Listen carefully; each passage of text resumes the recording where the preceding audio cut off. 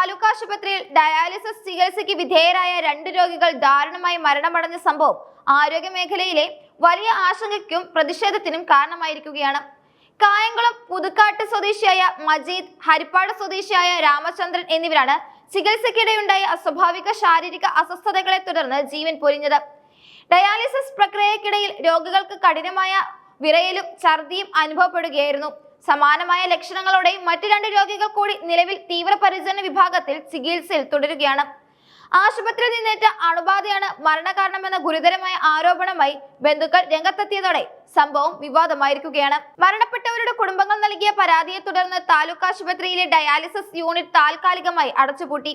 സംഭവത്തിന്റെ ഗൗരവം കണക്കിലെടുത്ത് ആരോഗ്യവകുപ്പ് മന്ത്രി വീണ ജോർജ് അടിയന്തര അന്വേഷണത്തിന് ഉത്തരവിടുകയും റിപ്പോർട്ട് ആവശ്യപ്പെടുകയും ചെയ്തിട്ടുണ്ട്. രോഗികൾക്ക് അണുബാധയുണ്ടായത് ആശുപത്രിയിലെ അശാസ്ത്രീയമായ ചികിത്സാ രീതികൾ മൂലമാണോ അതോ മറ്റ് ബാഹ്യമായ ഘടകങ്ങൾ കാരണമാണോ എന്ന് സംബന്ധിച്ച് വ്യക്തമായ അന്വേഷണം നടക്കുകയാണെന്ന് ആശുപത്രി സൂപ്രണ്ട് ഡോക്ടർ അരുൺ ജേക്കബ് മാധ്യമങ്ങളോട് പ്രതികരിച്ചു. സാധാരണഗതിയിൽ ആശുപത്രി പരിസരത്ത് നിന്നാണ് അണുബാധ ഉണ്ടാകുന്നതെങ്കിൽ ഡയാലിസിസ് യന്ത്രങ്ങളോ അവയിൽ ഉപയോഗിക്കുന്ന ജലമോ മലിനമാകാൻ സാധ്യതയുണ്ട്. എന്നാൽ ആശുപത്രിയിലെ യന്ത്രങ്ങളും ജലവും എല്ലാ മാസവും കൃത്യമായ ഇടവേളകളിൽ പരിശോധനയ്ക്ക് വിധേയമാക്കാറുണ്ടെന്നും അദ്ദേഹം അവകാശപ്പെടുന്നു. ഈ സംഭവം റിപ്പോർട്ട് ചെയ്ത ഉടൻ തന്നെ നടത്തിയ പരിശോധനകളിലും നെഗറ്റീവ് ഫലമാണ് ലഭിച്ചതെന്നാണ് ആശുപത്രി അധികൃതരുടെ വാദം. എങ്കിലും ഡയറക്ടർ ഓഫ് ഹെൽത്ത് സർവീസ് തലത്തിലുള്ള പ്രാഥമിക അന്വേഷണം പൂർത്തിയായിട്ടുണ്ട്. ഇതിന്റെ അടിസ്ഥാനത്തിൽ ഒരു ഉന്നതതല സമിതി ഇന്ന് ആശുപത്രി സന്ദർശിച്ച് വിശദമായ പരിശോധനകൾ നടത്തും. നിലവിൽ 1 രോഗി മാത്രമാണ് ചികിത്സയിൽ തുടരുന്നതെന്നും മറ്റുള്ളവരുടെ നില മെച്ചപ്പെട്ടതായും ആശുപത്രി അധികൃതർ അറിയിച്ചു. ജീവരക്ഷാ ചികിത്സയായ ഡയാലിസിസിനെത്തുന്ന രോഗികൾ ഇത്തരത്തിൽ മരണപ്പെടുന്നത് ആരോഗ്യ സംവിധാനങ്ങളുടെ വിശ്വാസ്യതയെ തന്നെ ചോദ്യം ചെയ്യുന്നതാണ്. വൃക്ക രോഗികൾക്ക് അവരുടെ ജീവിതത്തിന്റെ ഭാഗമായ ഡയാലിസിസ് മരണക്കെണിയായി മാറുന്നത് കടുത്ത സുരക്ഷാ വീഴ്ചയാണെന്നും നാട്ടുകാർ ആരോപിക്കുന്നു. ഡയാലിസിസ് യൂണിറ്റിലെ അണുനശീകരണ പ്രവർത്തനങ്ങളിൽ വീഴ്ച സംഭവിച്ചിട്ടുണ്ടോ എന്നത് അന്വേഷണ സമിതി പ്രധാനമായും പരിശോധിക്കും. ഉപയോഗിക്കുന്ന മരുന്നുകളുടെ ഗുണനിലവാരം, ഫിൽട്ടറുകളുടെ പുനരുപയോഗം എന്നിവയും സംശയനിലയിലാണ്. സാധാരണയായി ഡയാലിസിസ് രോഗികൾക്ക് രോഗപ്രതിരോധ ശേഷി കുറവായതിനാൽ ചെറിയ അണുബാധ പോലും മരണത്തിന് കാരണമായേക്കാം. അതുകൊണ്ട് തന്നെ അതിജാഗ്രത പുലർത്തേണ്ട ഒരു വിഭാഗത്തിൽ ഇത്തരമൊരു ദുരന്തം സംഭവിച്ചത് നിസ്സാരമായി കാണാനാവില്ലെന്നും വിദഗ്ധർ ചൂണ്ടിക്കാട്ടുന്നു. സംഭവത്തിൽ പ്രതിഷേധം ശക്തമായതോടെ രാഷ്ട്രീയ പാർട്ടികളും രംഗത്തെത്തിയിട്ടുണ്ട്.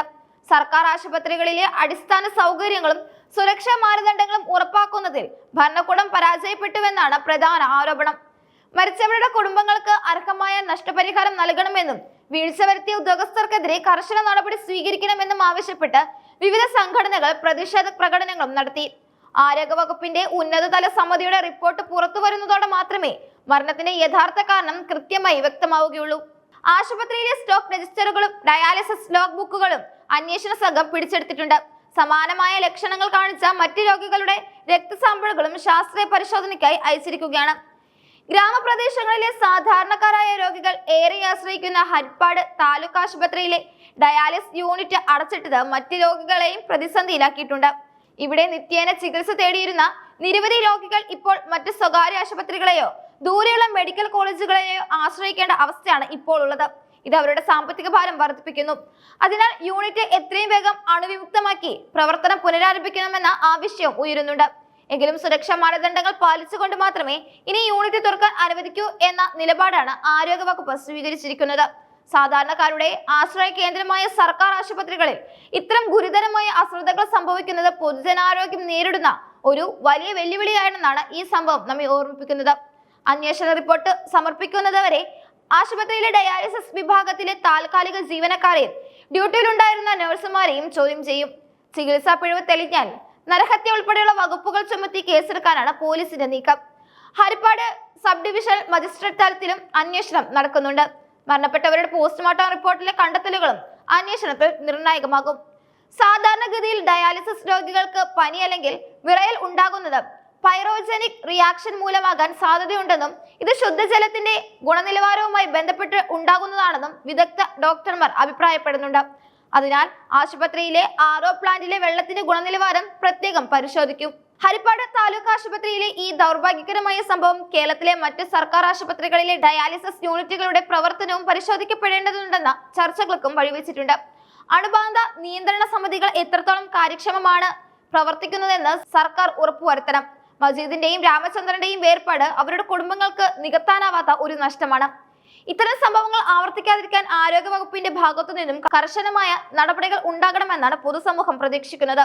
ഉന്നതതല സമിതിയുടെ പരിശോധനയ്ക്ക് ശേഷം കുറ്റക്കാർക്കെതിരെ മാതൃകാപരമായ നടപടി ഉണ്ടാകുമെന്ന് സർക്കാർ വൃത്തങ്ങൾ ഉറപ്പു നൽകുന്നുണ്ടെങ്കിലും നഷ്ടപ്പെട്ട ജീവനുകൾക്ക് പകരം വെക്കാൻ മറ്റൊന്നുമില്ലെന്ന യാഥാർത്ഥ്യം ബാക്കിയാവുകയാണ്.